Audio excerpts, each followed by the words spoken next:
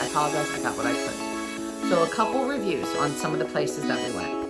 First, dinner, Maria and Enzo's. We had a reservation for that. That actually we probably wouldn't have needed a reservation for. The restaurant from what we saw was not busy, especially the time of day we went. Our reservation was for 3. In the evening it may be a little busier. On Saturdays and Sundays they do a brunch. So you don't have access to the lunch menu at all. Just the brunch menu. And then anything you find there, the brunch menu was very good. So we had a variety of different types of food, breakfast, but it was really service was impeccable. The restaurant itself was absolutely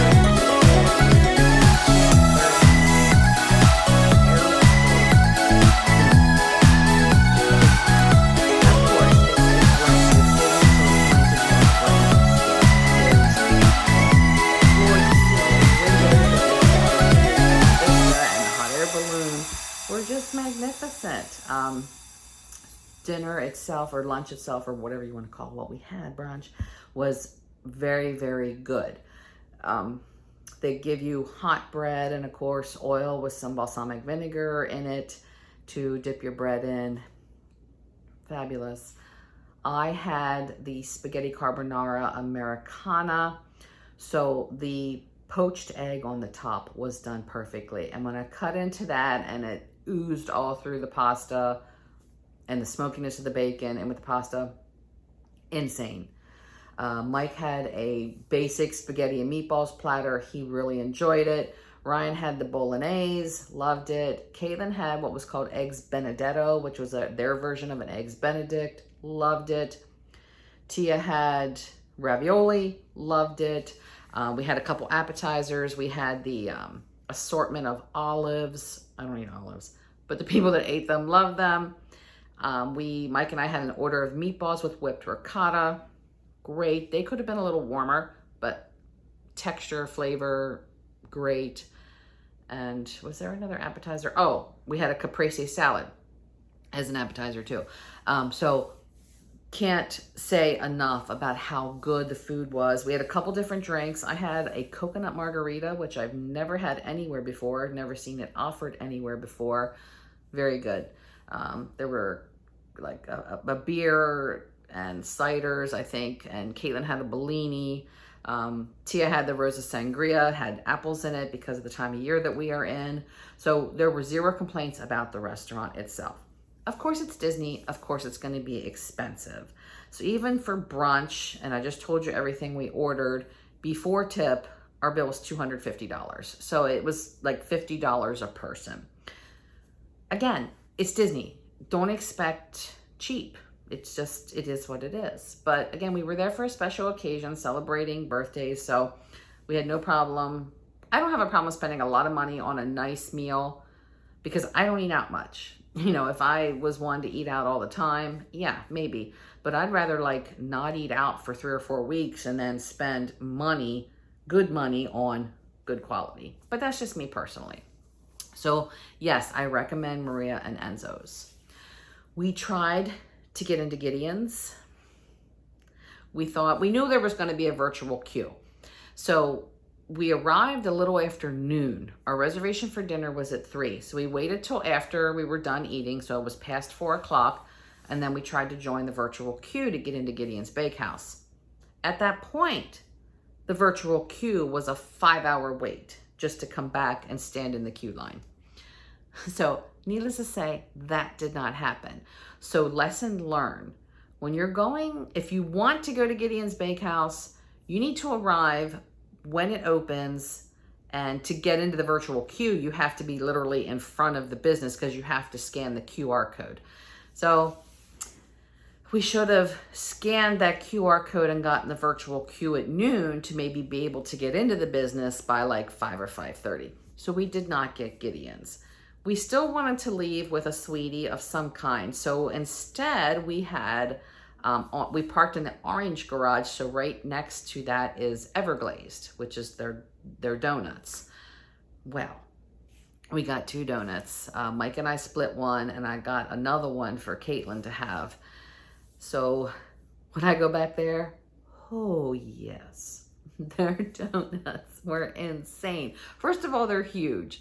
Like, these aren't little Krispy Kreme donuts. These were served in a box. The box itself was like this, and the donut was probably this big. Like, I cut the donut into fourths, and then we still had to cut bites off of that. So I got, for Mike and I to share, the Brooklyn Blackout, which was still a white donut, but it was dipped in chocolate with a chocolate buttercream dollop on top with chocolate chips on it, and then chocolate cookie wedged into it. Yet it was like death by chocolate. It was fabulous, but it was dark chocolate, so it was not sickening sweet. Like, there wasn't a real powerful sweetness flavor to it. Loved it. Mike loved it. Yes, get that again. And then I saw they had a s'mores option, so I bought a s'mores one for Caitlin. I'm not a huge fan of that flavor, but she said it was great. The marshmallows on top were big marshmallows, and they were actually toasted. And then it had the like graham cereal, some kind of graham square cereal on top, along with it being dipped in chocolate, and then the chocolate buttercream on top of the dipping. So Everglazed, it's worth it. And there's going to be a line there too, but the line went really, really quick. Fortunately, people in front of you weren't ordering a dozen at a time and taking forever. They were literally ordering like one donut, and they paired donuts with different flavored coffees, and it's a really cool place. So yes, I recommend Everglazed as well. Otherwise, all we did was do some light shopping to some stores that we really wanted to go to. If you're familiar with Disney Springs, you know it literally is their shopping, dining, entertainment district. So there's a ton of shopping. Pretty much anything you want that's Disney related, you're gonna find there, as well as stuff that's not Disney. So I got a couple of things. I'll show you what I got. It's not much. So the first thing that I got was at the store called Stance, which sells all the funky socks, from short socks to long socks to slippers, and they're really, really good quality. Well, I saw these and fell in love. Now, I wear socks to work every day, but these are long socks. Like, I would just wear these around the house. They're the Grinch. So they're a nice black knit, but then the Grinch face, he's furry. So I thought he was so precious. So I got myself a pair of Grinch socks. Again, they're just to wear around the house. I wouldn't wear them out anywhere, but I wear slippers in the house all the time. So this is in place of slippers when I want.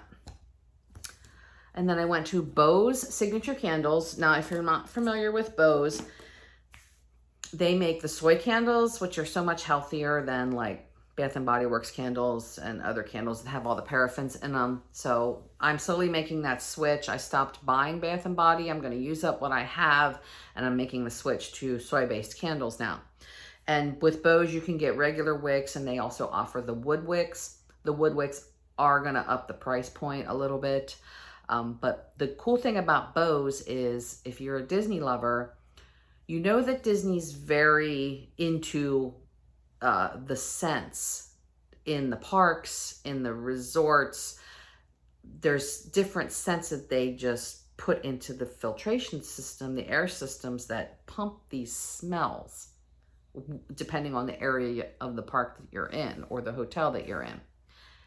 And you can buy candles that smell like different rides and different hotels. Such a cool thing. There's also candle companies out there. Like, I purchased candles already from Magic Candle Company, which does the same thing. They're still around the same price. They're not cheap, but the quality is insane. So I bought 2 candles from Bose. The first one I bought is one of their smaller ones. It is an 8 ounce, I believe. Yes, it's an 8 ounce aluminum tin. It is called Haunts. So the smell is based on the Haunted Mansion ride. And I was actually burning this morning. And it doesn't have, does it have written on here what the smell is? Oy. No. No. But again, Haunted Mansion smell. So it almost has like a smoke and tobacco but see, that makes it sound like it smells like a cigarette. It doesn't. That's probably not a good description. But yeah, anyway, I bought that. And then my favorite smell by far in Disney. It used to be called aloe and clover, or clover and aloe, one of the two. But it's the smell that is used in the Disney Beach Club and Yacht Club Resort, the Contemporary Resort. It is a nice, fresh, clean smell. And they make a candle. Again, it used to be called Clover and Aloe, but now they call it Clover World. And I got the bigger one, the jar candle with the wooden lid. This smell is just insane. So I got one of those. And that's it. That's all I got for candles. I want so much more, but the wallet says no. You need to stop at the 2 you got, and that's it. So 2 candles. And I purchased one other thing.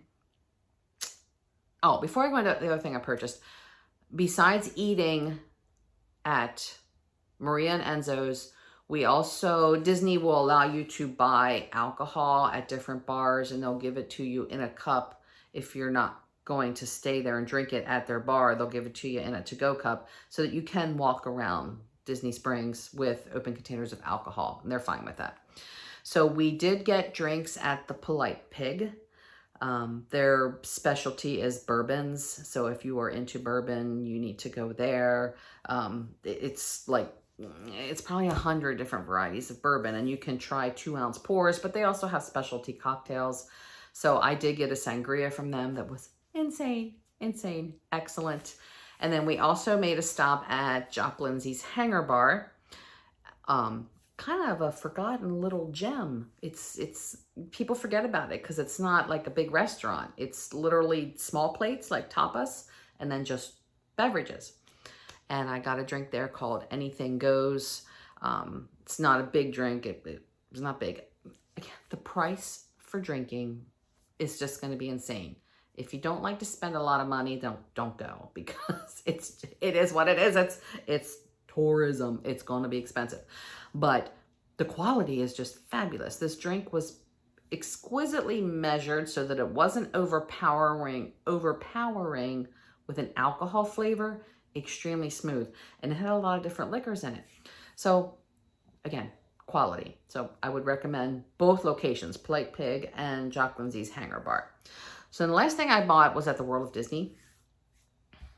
I fell in love. As soon as I saw him, I'm like, oh, I have to have him, because I can decorate with him for Halloween and Christmas. Can you guess? I just gave you a hint. I can decorate for Halloween and Christmas with this character. Here he is. But he's big. Look at him. Look at him. It's Jack. It's Jack Skellington. I loved him. Again, I fell in love with him. Oh, I had to have him. So he came home with me. They do have a Sally that matches, but I don't need Sally. I love Jack. I love Jack. So that was the only other thing I bought while I was there. The girls didn't buy much. They went into Francesca's and bought jewelry. Francesca's was having a jewelry sale. So that's it. So that's going to conclude my review of my current trip to Disney Springs. So obviously, living an hour from Disney, I'm going to get there quite a bit. So I'm going to start doing more reviews based on, different times that I go to Disney, the different parks that I go to, and what I think. So I'm a huge Disney fan. If you're not a Disney fan, you don't need to watch this. But say what you want about Disney. And they're in the news a lot for different things that have happened to the company over the last few decades. But, it's still the happiest place on earth for me. I can walk into a park or Disney Springs or anywhere, and my mood instantly elevates. I don't need the political side of it. Whatever they do on the entertainment side, whatever. I'm all about the parks and how they make me feel. And I love the rides, and I love the merch. And I love the food. Disney's food is just incredible. So yeah, made me happy to be there for the day. So that's going to conclude today's video. I will be back soon with more. Thanks for hanging out. Bye.